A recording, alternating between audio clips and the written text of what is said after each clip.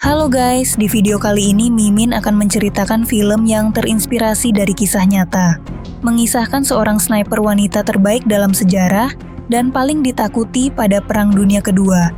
Sehingga media Amerika juga menjulukinya sebagai wanita pembawa kematian. Sniper ini adalah Lyudmila Pavlichenko, lahir pada tanggal 12 Juli tahun 1916 di Ukraina.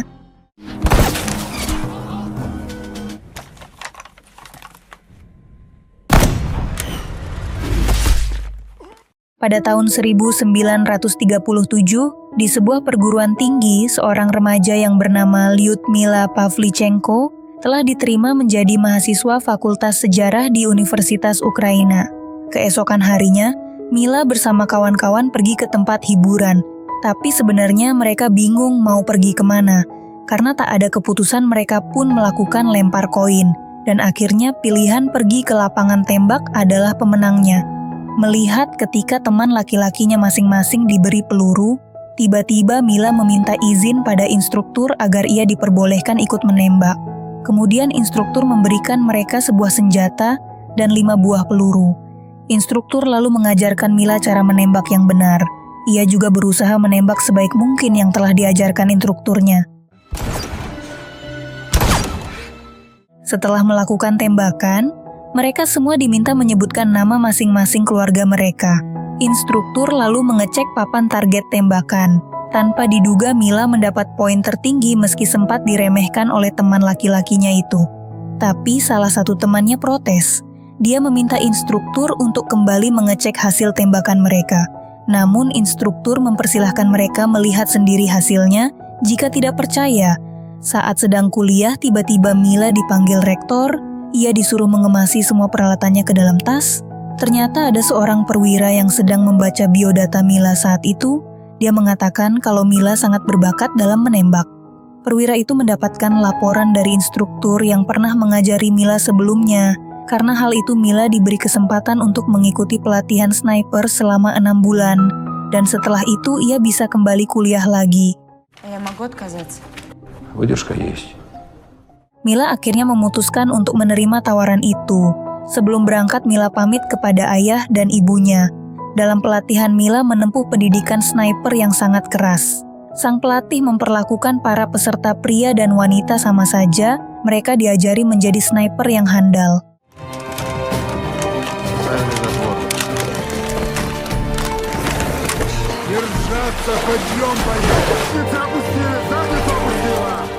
Akan tetapi, pelatihan sniper yang rencananya hanya 6 bulan tidak bisa diselesaikan, karena pada tanggal 19 Juni tahun 1941, pasukan Nazi Jerman telah melakukan penyerangan ke Uni Soviet. Dari kejadian itu, masa pelatihan pun dipercepat, peserta yang lulus ujian akan dikirim ke medan peperangan. Sementara Mila diutus menjadi sniper di garis depan untuk mempertahankan kota Odessa. Komandan Makarov mengarahkan Mila untuk mengincar komandan musuh sebagai sasaran utama. Ia juga mengatakan kalau senjata tank musuh bisa dihancurkan dengan cara menembak kaca pengemudi sebanyak 3 kali. Dan tembakan itu akan mengenai tangki bahan bakarnya. Tak lama kemudian tiba-tiba pasukan Nazi menyerang lewat udara dengan pesawatnya.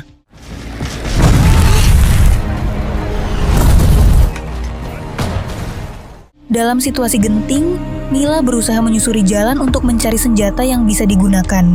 Setelah menemukan senjata rekannya yang gugur dalam pertempuran, Mila mulai memberanikan diri membidik bagian jendela tank yang sedang menyerang mereka. Dengan bantuan Makarov, Mila akhirnya berhasil menghancurkan tank Jerman. Ketika Mila akan menembak seorang komandan Nazi, namun tiba-tiba ia menunda tembakannya. Mila merasa ragu karena seumur hidupnya belum pernah menembak manusia sungguhan, tapi saat wajah Mila terkena darah dari rekannya yang tertembak, dia pun memutuskan untuk menembak komandan pasukan musuh. Tembakan Mila akhirnya membuat pasukan Jerman mundur. Kapten Makarov lalu memberi Mila vodka untuk mengurangi beban mental yang dialami Mila saat itu. Ternyata, keberhasilan Mila menembak tank musuh sangat diapresiasi oleh panglima pasukan, yaitu Maijen Evan Petrov. Sang jenderal memberi Mila penghargaan berupa senapan semi-otomatis Di hadapan pasukan, Mila bersumpah tak akan memberi belas kasihan sedikit pun pada musuh, dan dengan senapannya dia akan membunuh ratusan tentara Jerman. Mila diajari Makarov untuk membongkar senapannya agar ia bisa mengenali senjata yang Mila miliki. Malam itu Makarov menceritakan dirinya saat perang di Finlandia. Ia pernah membunuh 3 musuh dengan 1 tembakan. Mendengar cerita itu membuat Mila semakin mengagumi sosok Makarov. Бах! И получается. Троих?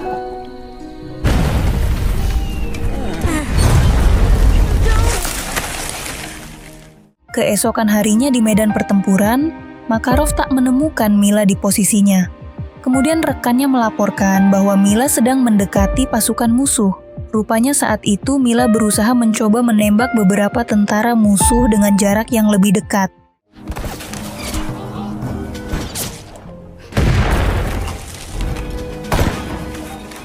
Namun Mila disuruh kembali pada posisinya karena tindakan itu sangat berbahaya. Makarov lalu mengancam akan membawa Mila ke pengadilan militer agar ia nggak mengulang perbuatannya. Pada malam hari, seorang prajurit utusan datang menemui Makarov. Prajurit itu membawa perintah untuk bertugas di lokasi yang baru. Mila yang berusaha mendekati Makarov namun ditolak mentah-mentah oleh sang kapten. Makarov sendiri telah berkomitmen bahwa dirinya tak akan jatuh cinta kepada wanita dalam situasi peperangan.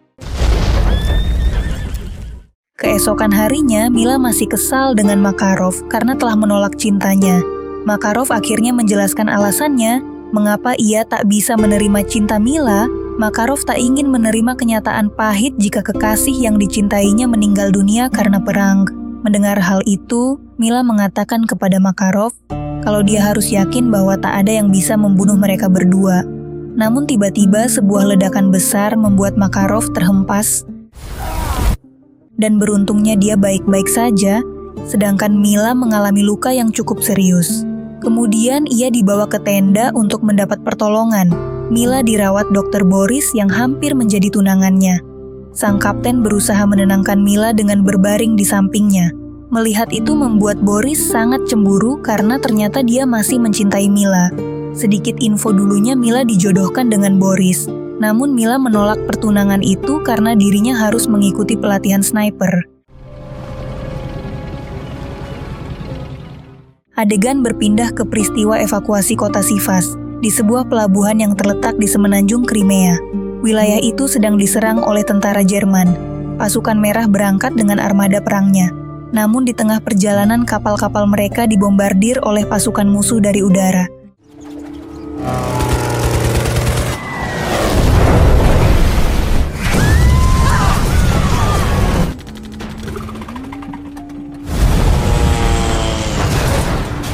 Setibanya di tempat tujuan Mila mendatangi Jenderal Evan, ia meminta Jenderal menandatangani laporan kesehatannya agar dirinya diperbolehkan untuk ikut berperang. Jenderal Evan mengatakan bahwa hanya dokter yang berwenang memberi izin. Dengan terpaksa Mila menghadap kepada Boris untuk menandatangani laporan kesehatannya. Namun Boris tak mengizinkannya karena kondisi Mila belum pulih. Tiba-tiba perhatian Mila teralihkan setelah mendengar bahwa pasukan garis depan telah kembali dari medan pertempuran. Ludmila berusaha mencari Makarov hingga seseorang memanggil namanya. Ternyata dia adalah orang yang diwasiatkan oleh Makarov agar memberikan senapan miliknya pada Mila. Mengetahui Kapten Makarov telah gugur membuat ia sangat bersedih, hingga tangannya pun gemetar saat menyentuh senapan Makarov. Mila pun kembali menghadap Boris dengan wajah emosi setelah mendengar kematian Makarov. Lalu Boris menandatangani laporan kesehatan Mila. Dalam misi ini, Mila dikenalkan dengan Kapten Leoni. Dia ditunjuk menggantikan Makarov untuk memimpin pasukan.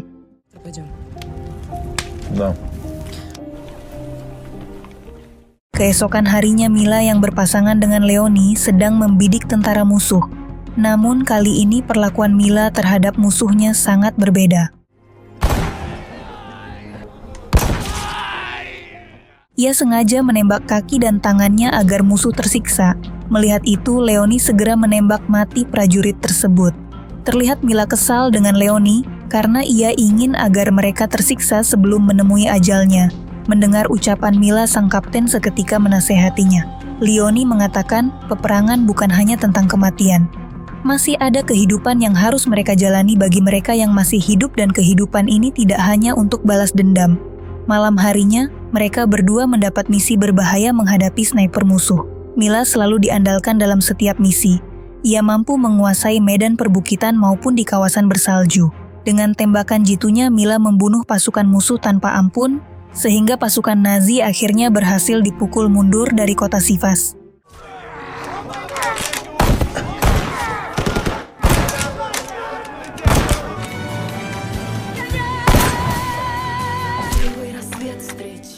Pasukan Soviet mengadakan pesta atas keberhasilan mereka. Mila memperkenalkan Boris kepada Leonie dan meninggalkan mereka berdua. Lalu Boris menceritakan kepada Leonie tentang hubungannya dengan Mila sebelum ikut berperang. Dan sampai saat ini ia masih mencintai Mila. Dalam pesta itu Mila sedang berselisih dengan seorang prajurit pria. Leonie pun segera datang dan menghajar pria itu. Akhirnya pertengkaran bisa dilerai oleh komandan mereka. Dengan spontan Leonie menghampiri Mila dan menciumnya. Kini mereka berdua sudah pacaran dan selalu bersama. Di sela-sela menjalankan misi, mereka menyelingi dengan candaan dan aksi konyol.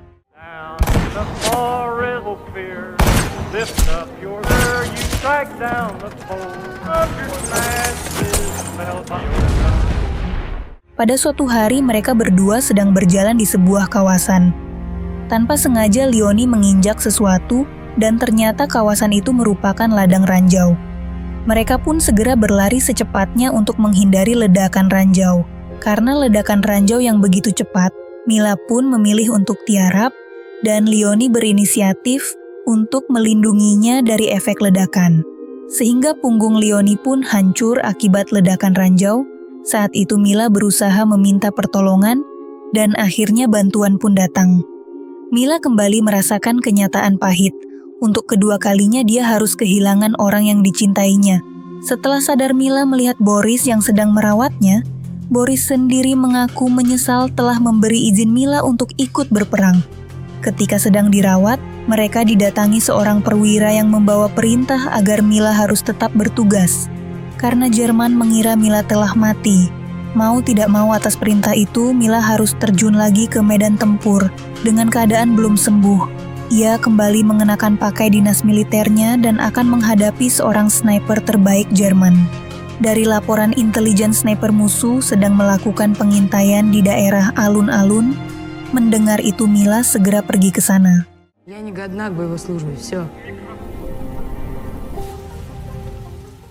Selama 24 jam lebih Mila berkamuflase di antara bebatuan.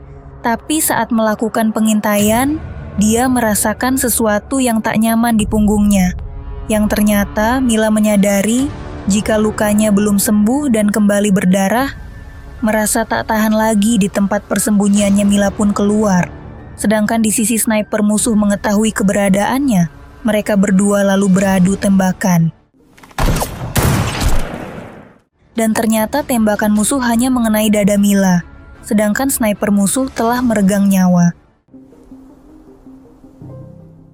Di markas Boris menghadap Maijan Evan, ia memohon segera mengevakuasi Mila dikarenakan dia sudah 4 kali terluka dalam bertugas. Awalnya Evan menolak permohonan itu karena Mila sangat penting bagi pasukannya. Dia adalah salah satu kekuatan utama yang telah menghabisi ratusan prajurit Jerman. Mendengar itu, Boris menganggap kalau Evan memang sengaja mengorbankan Mila dan akhirnya Evan mengizinkan Boris mengevakuasi Mila dari peperangan. Tapi saat sampai di dermaga, lonjakan pengungsi membuat penumpang berdesakan masuk ke kapal. Boris mengajak Mila memilih jalan alternatif lain. Mereka akan menaiki sebuah perahu menuju ke tempat pengungsian. Namun pada kenyataannya, Boris memutuskan untuk tinggal di Sivas. Katanya ia akan menyusul dengan perahu berikutnya. Singkat cerita, kota Sivas yang dipertahankan selama 250 hari akhirnya jatuh juga di pasukan Hitler. Tak diketahui pasti bagaimana nasib Boris serta 80.000 jiwa penduduk kota Sivas. Dan pasukan merah entah telah tertangkap atau dijatuhi hukuman mati. Dan yang jelas, Boris telah menyelamatkan hidup Mila. 1 tahun kemudian, Pada sebuah pertemuan ibu negara di Amerika, Eleanor menanyakan masing-masing para prajurit mahasiswa Uni Soviet atas pencapaiannya yang mereka raih. Awalnya Eleanor hanya tergagum biasa seperti bertemu prajurit yang memiliki kemampuan pada umumnya. Namun ibu negara sangat terkesima ketika ia berhadapan dengan seorang wanita yang bernama Lyudmila Pavlichenko. Mila mengatakan dirinya adalah seorang sniper yang telah membunuh 309 tentara Nazi. Mendengar hal itu membuat semua orang tertuju padanya. Mereka menyerbu dengan beragam pertanyaan sewaktu dirinya menjalankan tugas. Singkat cerita, Mila dipanggil dalam sebuah acara konferensi pers. Ia mengatakan dirinya sekarang berusia 25 tahun dan telah membunuh 309 tentara fasis. Apakah hadirin tidak merasa bahwa kalian sudah terlalu lama bersembunyi di balik punggung saya? Ей присвоили высшее звание «Герой». Akhirnya Mila ditugaskan untuk menjadi instruktur di pendidikan sniper. Setelah perang ia melanjutkan kuliahnya dan dianugerahi gelar sebagai pahlawan. 17 tahun setelah penghargaan itu, Eleanor akhirnya bertemu dengan Mila bersama putranya. Mila mengenakan lencana bintang kehormatan yang diberikan oleh Soviet dan semua itu berkat jasanya. Itulah dia teman-teman akhir dari cerita. Terima kasih sudah menonton video ini sampai akhir. Jangan lupa di like dan subscribe agar kalian gak ketinggalan video-video seru lainnya.